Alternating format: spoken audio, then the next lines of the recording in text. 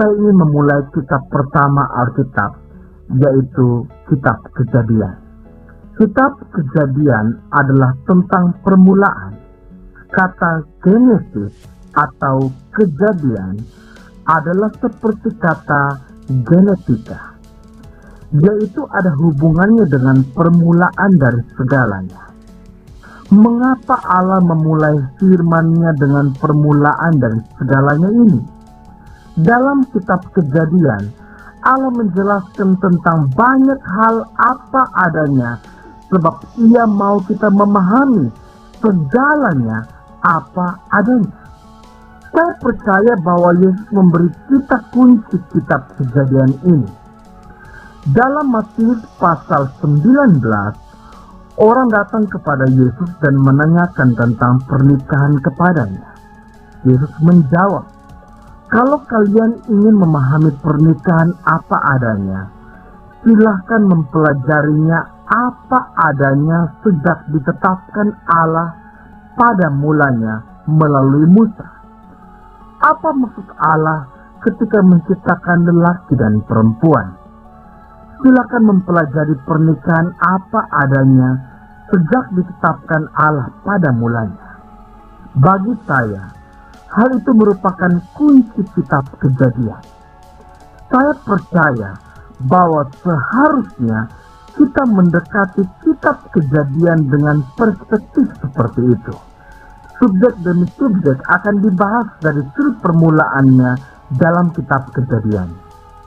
Saat menemukan subjek dalam kitab Kejadian ini, hendaknya Anda bertanya, "Ya Allah, apa yang Engkau gambarkan di sini saat Engkau menetapkan pada mulanya, agar saya dapat menghargainya dan memahami apa adanya?"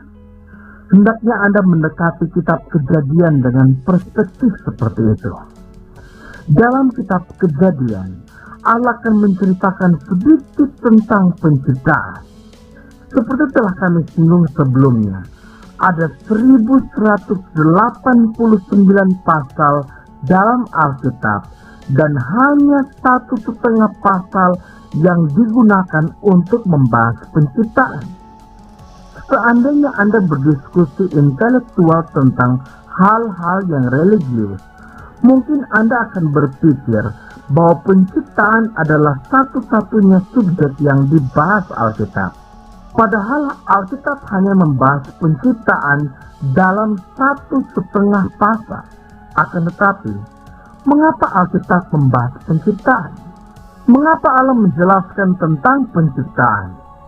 Dalam Kejadian pasal 1, saya percaya bahwa Allah menjelaskan sedikit tentang penciptaan, sebab Ia tahu bahwa suatu hari kelak, seperti Daud, kita akan sampai ke titik di mana kita akan menyadari bahwa kita membutuhkan penciptaan di dalam diri kita.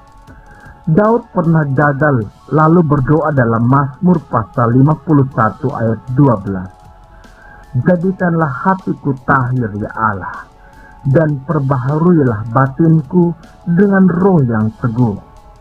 Dengan kata lain, Daud berdoa, "Ya Allah, ciptakanlah sesuatu yang baru dalam hatiku, yang belum ada ketika aku lahir. Kalau tidak, aku akan berulang kali gagal." Ketika Yesus membicarakan tentang kelahiran kembali, Ia mengatakan bahwa engkau harus dilahirkan kembali, sebab yang dilahirkan dari daging hanyalah daging. Ketika para rasul berkomentar tentang ajaran Yesus tentang dilahirkan kembali, mereka menyebutnya sebagai pengalaman diciptakan. Barang siapa di dalam Yesus Kristus, Ia adalah ciptaan baru. Yang lama telah berlalu, sesungguhnya yang baru telah datang. Allah melakukan penciptaan dalam hati setiap orang yang telah dilahirkan kembali.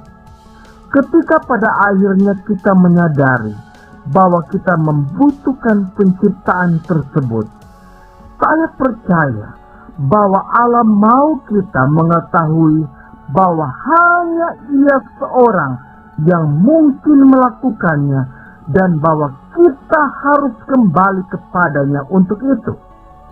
Saya percaya itulah sebabnya Allah menjelaskan sedikit tentang penciptaan agar kita menghargainya apa adanya. Dalam kitab Kejadian, Allah menjelaskan tentang makhluk-makhluk ciptaannya apa adanya, dan Allah juga mau kita memahami diri sendiri apa adanya menurut penciptaannya pada mulanya.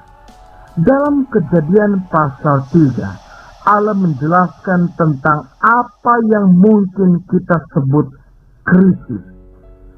Alkitab menyebutnya dosa. Apa yang dilakukan Adam dan Hawa di Taman Eden?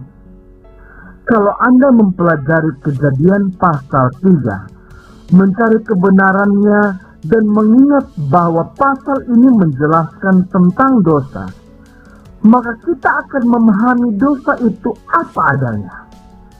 Begitu Adam dan Hawa berbuat dosa, Allah langsung berkomunikasi dengan mereka.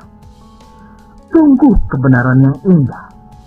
Allah langsung mencari mereka dan menyapa, "Di mana engkau?" Siapa yang memberitahukan bahwa engkau telancang? Demikianlah digambarkan komunikasi di antara Allah dengan manusia pertama itu, agar kita sekarang dapat memahami komunikasi di antara Allah dengan kita.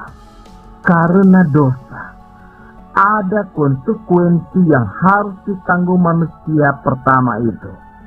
Dalam Kejadian pasal 4, digambarkan awal konflik, yaitu konflik di antara Kain dengan Habel. Hal itu pun digambarkan agar kita dapat memahami konflik apa adanya. Konflik adalah salah satu masalah besar kita sekarang ini.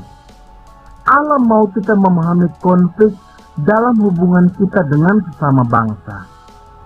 Allah mau kita memahami konflik apa adanya. Itulah sebabnya Allah menggambarkan konflik dalam Kejadian pasal 4. Dalam Kejadian pasal 6 hingga pasal 9, Allah menggambarkan tentang bencana-bencana seperti apa adanya, agar kita dapat memahami bencana apa adanya.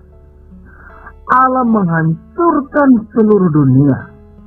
Bencana tersebut disebut sebagai air bah, yaitu dalam Kejadian pasal 6 hingga pasal 9 tentang Nuh dan air bah.